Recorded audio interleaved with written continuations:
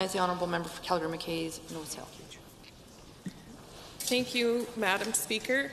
First of all, I'd like to start by thanking the Minister for the opportunity to sit down with him and understand the bill more clearly and have a conversation about this important bill. I really appreciate the time that he took.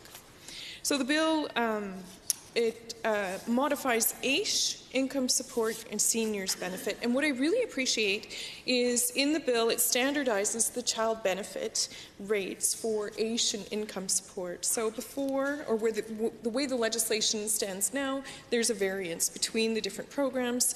Now the first child, $200 a month benefit in both of those programs, and subsequent children are $100 a month. And I think this is a really good idea. It makes things predictable for families, especially families who are facing difficult situations. Some other good things that I like about the bill, the asset limit changes I think are reasonable. They take reasonable circumstances into consideration. And I'm really, really grateful for indexing increases to CPI. I think that it's something that we've heard from nonprofits and schools and municipalities is how predictability is key to success. And I think for people who are on, who rely on these programs, they need the same sort of predictability. They need to know that from year to year, they'll be able to accommodate the increases that they'll see in their cost of living. So I'm really appreciative of that feature. And I'm really like that the seniors, people who have worked their whole lives, are getting their provincial benefits indexed as well, just like they are federally. People who rely on all of these programs are the least able to change their circumstances. So any kind of accommodation that we can make for changes that are outside of their control, I think make a lot of sense. It's the same for any person who finds themselves needing support from the government in some kind of an income support program. Things that I think could make the bill a bit better, and we'll be bringing up amendments in Committee of the Whole. Something that I've heard in my office is how people are treated when they're going to seek benefits, both with AISH and income support.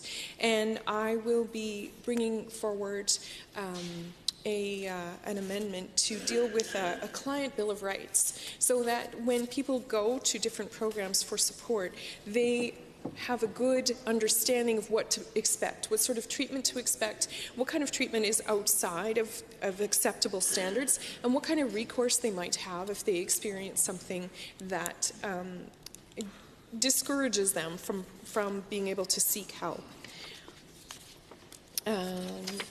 One other thing that I'd like to see in the bill is indexing the amount of income that AISH recipients can earn without a clawback. So what we've seen over the last 3 years is that the minimum wage has increased, and what that has meant for AISH recipients is a net decrease in the amount of hours that they could work to be able to supplement the income that they're getting from AISH. And I would really like to see that income indexed as well, so that it keeps pace, and so that AISH recipients know that they won't be penalized for having a part-time job.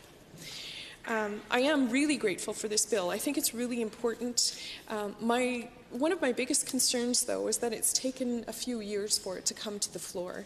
I really wish that we had seen this 2 or 3 years ago. For some of the reasons that we've already heard this afternoon, there hasn't been an increase to AISH since 2012, and that's 6 years ago.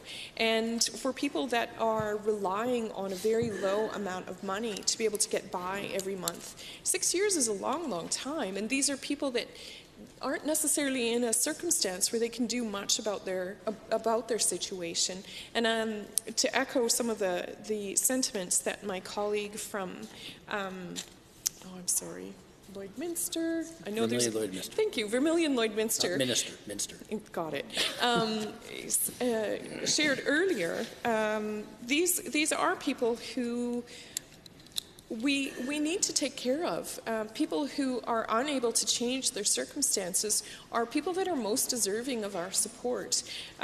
So for these reasons, I'm looking forward to Committee of the Whole, and for the most part, by and large, I really do support this bill. Thank you. Eric. Thank you, member. Are there any members wishing to speak under 29(2)A? Seeing none, I will now recognize the member for Calgary, Lethbridge East.